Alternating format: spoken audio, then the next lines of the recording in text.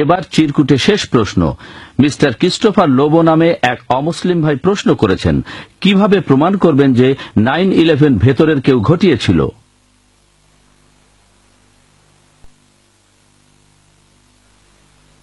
ভাই লোবো প্রশ্ন করলেন, কিভাবে আমি প্রমাণ করব 9/11 ভেতর থেকে ঘটানো হয়েছে। আমি এখানে কিছু প্রমাণের কথা বলতে পারি, প্রমাণ করেছেন অন্য কিছু লোকজন। এই মাত্র কয়েকদিন আগে নিউজ পেপারে একটা খবর বের হয়েছিল যে আমেরিকার 75 জন প্রফেসর তারা বলেছেন তারা মনে করেন 9/11 ভেতর থেকে ঘটানো হয়েছে। এই খবরে আরো বলা হয়েছিল, এটা এসেছিল টাইমস অফ ইন্ডিয়ায় সম্ভবত সেপ্টেম্বরের 7 তারিখে, বলা হয়েছে 75 জন প্রফেসর এবং বিজ্ঞানী যারা আমেরিকার বিভিন্ন ইউনিভার্সিটিতে শিক্ষকতা করেন তারা মনে করেন 9/11 ভেতর থেকে ঘটানো হয়েছে। তারা বলেছেন যে হোয়াইট হাউসের কিছু পলিটিশিয়ান তারাই প্ল্যান করে এই টুইন টাওয়ারটা ধ্বংস করেছে। তারা আরো বলেছেন এখানে প্রধান কারণ হলো যাতে করে তারা তেল সমৃদ্ধ দেশগুলোকে আক্রমণ করে সেখানকার তেল নিয়ন্ত্রণ করতে পারে। ওপেন সিক্রেট, আগে বলেছি। এদের মধ্যে একজন প্রফেসরের নাম টি জোন্স, তিনি বলেছেন যে আমরা এটা মানি না যে 19 জন হাইজ্যাকার আর আফগানিস্তানের গুহায় বসা কিছু মানুষ এরকম পেশাদারি একটা কাজ করতে পারে। তারা এটা করতেই পারে না, আমরা এটা বিশ্বাস করি না। ঈশ্বরের কসম, আমরা পেছনে সত্যটা বের করব আর সেটা প্রকাশ করব। আমরা সরকারের দিয়ে থিওরিতে বিশ্বাস করি না, তারা সরকারের থিওরিতে বিশ্বাস করে না। আর তিনি এরপর আরো বলেছেন যে প্রফেসর এবং বিজ্ঞানী হিসেবে আমরা জানি টুইন টাওয়ারে যে স্টিল বিমগুলো ব্যবহার করা হয়েছিল সেগুলো প্লেনের জ্বালানির উত্তাপে কখনোই এভাবে গলে যেতে পারে না। সেখানে অবশ্যই নিচে থেকে বোমা ফাটানো হয়েছে, সেজন্য এভাবে ধসে পড়েছে বিল্ডিং, না হলে ধসে পড়তো না। এটার উপরে অনেক ভিডিও আর অনেক বই লেখা হয়েছে। আমি এর মধ্যে বেশ কয়েকটা ভিডিও দেখেছি। আমি প্রফেসর স্টিভ জোন্সের বানানো ডকুমেন্টারি ফিল্মটাও দেখেছি। গতকালের পেপারে আমি আরেকটা খবর দেখলাম যে 3 দিন পরেই প্রফেসর স্টিভ জোন্সকে বেতন সহ ছুটি দেওয়া হলো। চিন্তা করেন, পেইড লিভ। অনেক ভিডিও আছে, আপনারা হয়তো দেখেছেন। এরকম আরো ভিডিও হলো লুজ চেঞ্জ 9/11। এই ফিল্মটা বানিয়েছেন 21 বছর বয়সী একজন আমেরিকান। এ নামে তিনি পরপর অনেকগুলো ডকুমেন্টারি বানিয়েছেন। এই 9/11 এর ডকুমেন্টারি বিভিন্ন জায়গা থেকে ভিডিও ক্লিপ সংগ্রহ করে CNN, ফক্স চ্যানেল, বিভিন্ন নিউজ ক্লিপ, তিনি বেশ কিছু ইন্টারভিউ নিয়েছেন, তারপর এই ডকুমেন্টারিটা বানিয়েছেন। সেখানে তিনি বলেছেন যারা ওই প্লেন দেখেছিল তারা বলেছিল প্লেনটা প্যাসেঞ্জার ক্যারিয়ারের মতো ছিল না, অনেকটা মিলিটারি প্লেনের মতো, কোনো জানালা ছিল না। তারপর ভিডিওতে দেখা যায় প্লেনটা যখন বিল্ডিং এর কাছে আসলো তখন একটা ডানায় আগুন ধরে যায়, সেটা সেই প্লেনের আগেই টুইন টাওয়ারকে আঘাত করে। এরপর তিনি আরো প্রমাণ দেখিয়েছেন। তিনি বলেছেন যে তিনি সেই কনস্ট্রাকশন কোম্পানির ম্যানেজমেন্টের ইন্টারভিউ নিয়েছেন যারা এই টুইন টাওয়ার বানিয়েছে। তারা বলেছে এটা অসম্ভব, টুইন টাওয়ার যেভাবে বানানো ঝড়ে কিছু হবে না, টর্নেডোতেও কিছু হবে না, প্লেনের ধাক্কায় বিল্ডিংটা কখনোই এভাবে ভেঙে পড়বে না। প্লেনের ফুয়েল 1000 ডিগ্রি তাপমাত্রায় জ্বলেছে, বিল্ডিংটাতে কয়েক ঘন্টা ধরে 2000 ডিগ্রি তাপমাত্রা থাকলেও এরকম হওয়ার কথা না। 10 দিন পরে তারা এই মতটা বদলে বলল না, এরকম হতেও পারে, প্লেনের জ্বালানির কারণে বিমগুলো ক্ষতি হতে পারে। আরেকজন প্রফেসর তার মতামতটা বদলাতে চাননি, তার চাকরিটা তখন চলে গিয়েছিল। এছাড়াও তারা কি করেছে সেই ডকুমেন্টারিতে দেখানো হয়েছে। টুইন টাওয়ার যখন ভেঙে পড়লো সেটা কিভাবে ভাঙলো, কনস্ট্রাকশন কোম্পানি যেভাবে কোনো বিল্ডিং ভাঙে। তিনি পরিসংখ্যান দিয়েছেন যে নিউ ইয়র্কের অনেক বড় বড় বিল্ডিং, 40 তলা বা 60 তলা বিল্ডিং, সেখানে ঘন্টার পর ঘন্টা আগুন জ্বলেছে, কিন্তু সেই বিল্ডিং গুলো ভাঙেনি। আমেরিকার ইতিহাসে টুইন টাওয়ারই প্রথম বিল্ডিং যেটা এইভাবে ভেঙে পড়েছে। তিনি আরো দেখিয়েছেন যখন কোনো বিল্ডিং ভেঙে ফেলা হয় তখন সেগুলো যেভাবে ভেঙে পড়ে টুইন টাওয়ারও সেভাবে ভেঙে পড়েছে, প্ল্যান করে বোমা ফাটানো হয়েছে। আর যারা উদ্ধার কাজে ব্যস্ত ছিল যেমন ফায়ারম্যান, তাদের ইন্টারভিউ নেওয়া হলে তারা বলেছিল মনে হচ্ছিল উপর থেকে বোমার সুইচে চাপ দেওয়া হচ্ছিল আর বোমাগুলো ফাটছিল বুম বুম বুম। তাহলে টুইন টাওয়ার যেভাবে ভেঙে পড়েছে সেটা একটা প্রমাণ। এরপর তারা বলেছে সরকারের দেওয়া সবগুলো প্রমাণ তারা ভালো করে দেখেছে।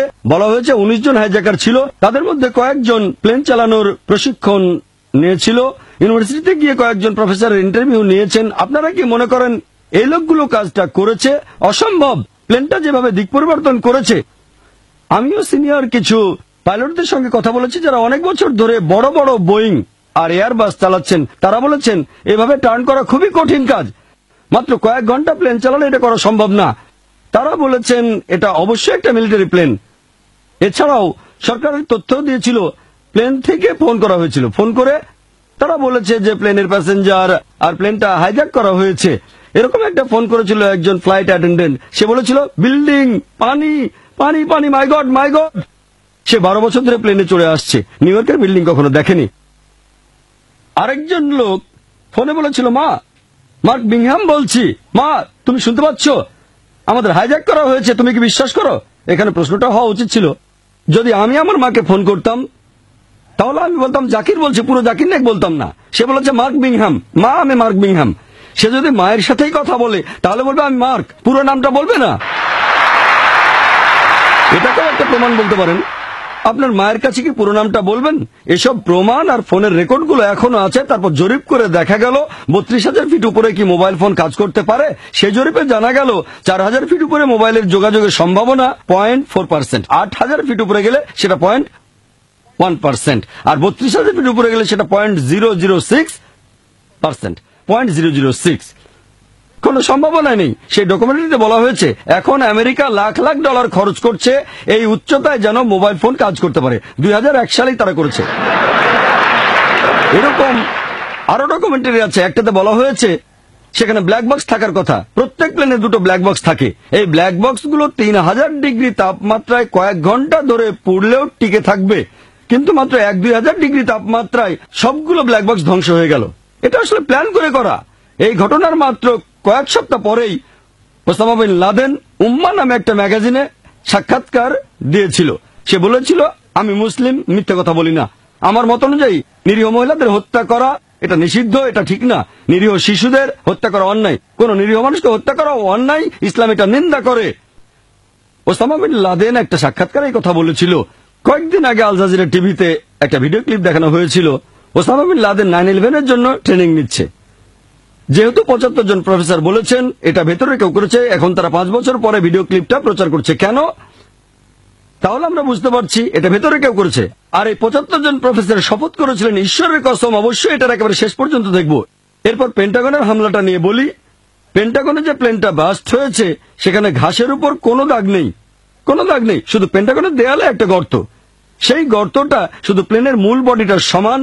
আমরা একটা গর্ত দেখেছি, টেলিভিশনে সেটা দেখানো হয়েছিল। প্লেনের 2টো ডানাও সেখানে ছিল, ডানাগুলো বাইরে পড়েছিল, কিন্তু এর জন্য পেন্টাগনের কোনো জানালারই কোনো ক্ষতি হয়নি। যদি প্লেনের বডি ঢুকে যায় আর ডানা বাইরে থাকে তাহলে অন্ততপক্ষে পেন্টাগনের জানালার কিছু ক্ষতি হওয়ার কথা, বিল্ডিং এর কোনো ক্ষতি হয়নি। কেন শুধু প্লেনটার মূল বডি বিল্ডিং এর ভেতরে ঢুকে যাবে? ডানা এবং লেজেরও তো ভেতরে ঢোকার কথা। এটা বানানো হয়েছে। অনেকে বলে যে জানেন প্লেনটা মাথার 40 ফিট উপরে ছিল। এখনকার বিজ্ঞান বলে বোয়িং প্লেন যদি 40 ফিট উপরে ওড়ে আশেপাশের গাড়ি উড়ে যাবে। একজন সাবেক সেনা কর্মকর্তা বলেছিলেন শুনে মনে হচ্ছিল মিসাইল। এটা অবশ্যই মিসাইল। মিসাইল এরকম গর্ত তৈরি করতে পারে। আর সেখানে কোনো ধ্বংসাবশেষ পাওয়া যায়নি। প্লেনটার সামান্য কিছু ধ্বংসাবশেষ পাওয়া গিয়েছিল, একটা ফাইটার প্লেনের ইঞ্জিন পাওয়া গিয়েছিল সেখানে। এমনকি প্লেনটার ক্ষেত্রেও শুধু একটা গর্ত পাওয়া গেছে। সময় কম, বিস্তারিত বলছি না। এই ব্যাপারে অনেক প্রমাণ দেওয়া যেতে পারে। একজন বোকা লোকও বুঝতে পারবে এটা ভেতরে কেউ করেছে, তবে জর্জ বুশকে কনভিন্স করতে পারেনি। তারা বলেছেন এমনটা করার কারণ যেন তারা আক্রমণ করতে পারে আফগানিস্তানে, এরপর ইরাকে, তারপর ইরানে। এটা অনুমান করা হচ্ছে যে ইরানেও আক্রমণ করতে পারে। তারা তেল সমৃদ্ধ দেশগুলো দখল করতে চায়। এই সন্ত্রাসী হামলা করার কারণটা কি? একটা হলো অন্যায়, আরেকটা হলো টাকা পয়সার জন্য, ক্ষমতার জন্য।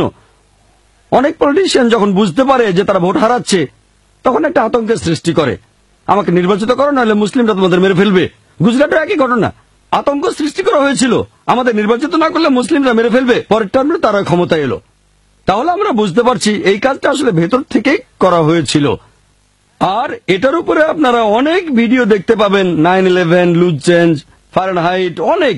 এগুলো যদি দেখেন এটা একেবারে স্পষ্ট ওপেন সিক্রেট যে টুইন টাওয়ারের এই হামলা এটা আসলে করেছে জর্জ বুশ নিজেই।